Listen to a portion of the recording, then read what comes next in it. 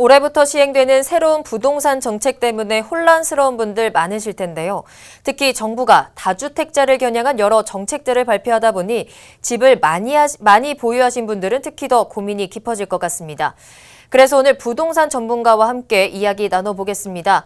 최환석 KB하나은행 부동산 자문센터 팀장님 나와 계십니다. 안녕하십니까? 안녕하십니까? 자, 팀장님 계속해서 이제 부동산과 관련된 네. 정책들이 많이 나오고 있습니다. 네, 지난해부터 그렇습니다. 나오기 시작하다가 이제 올해부터 본격적으로 좀 시행이 되는 모습인데 네. 당장 4월부터 시행 예정인 정책이 있어요. 다주택자 양도세 중과 네. 이 부분에 대해서 최근에 문의도 굉장히 많을 것 같습니다. 단도직입적으로 좀 여쭤보고 싶은데 4월 전에 집을 파는 것이 맞을까요? 이 부분은 간단히 제도부터 설명을 좀 드리면 네. 이 4월 이후부터는 서울, 과천 등 40여 곳에 이르는 조정대상 지역에서 주택을 양도할 경우에는 2주택자의 경우는 기본 양도세율의 10%, 그리고 3주택자 이상의 경우에는 20%를 더 내게 되는 다주택자 양도세 중과 제도가 시행이 되는데요. 네. 이 부분에서 특히 이 중과 제도에서는 장기보유 특별공제를 배제함으로써 네. 다주택자가 최고 62%에 이르는 양도세를 부담하게 됩니다. 잠시만, 이 장기 네. 보유 특별공제가 정확하게 어떤 내용인가요? 장기보유 특별공제는 오랫동안 보유를 하게 되면 네. 지금 현재 법에서는 최대 30%까지 양도 차익을 공제를 해주는 제도입니다. 네. 이번에 이게 없어진 거군요.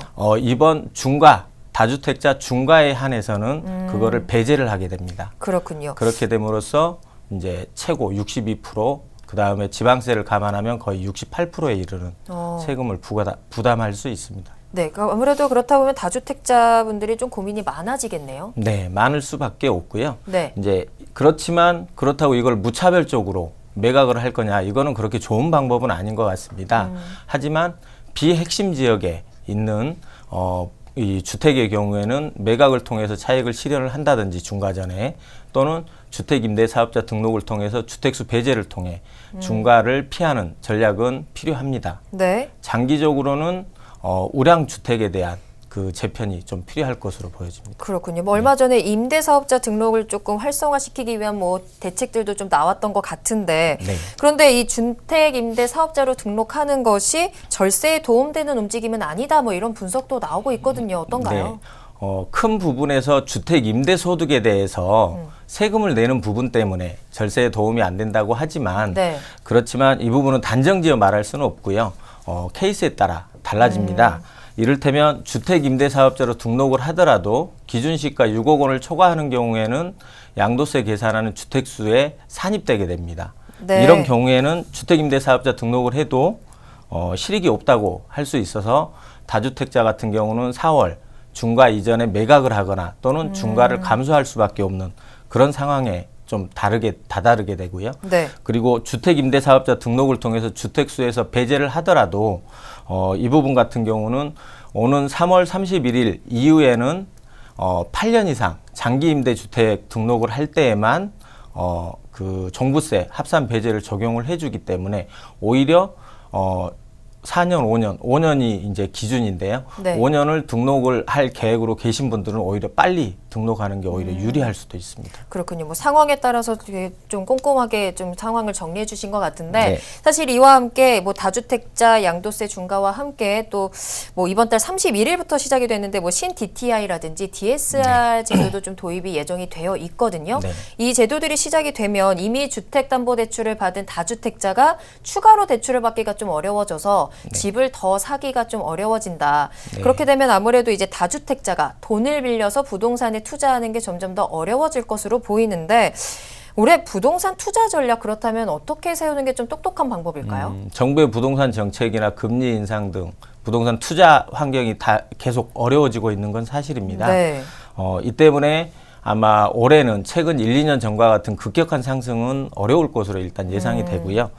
그렇기 때문에 조급하게 생각하시면 안 될 것 같고 투자를 결정하실 때는 좀 장기적인 관점에서 한 8년, 10년 이렇게 좀 길게 보고 투자 결정하실 것을 좀 조언드리겠습니다. 그렇군요. 뭐 양도세 중과 이전에 다주택자들이 좀 매물을 대거 쏟아낼 것이다 이런 분석들이 나왔고 벌써부터 그런 영향들이 나오는 지역들이 있다고 하는데 네. 좀 더 장기적으로 보고 투자를 해야 된다라고 조언을 해주셨고요. 네, 그렇습니다. 또 이런 규제들에도 좀 예외 조항들도 있지 않습니까? 이런 네. 예외 조항들도 좀 꼼꼼하게 살펴보셔야 될 것 같네요. 네, 그렇습니다. 네.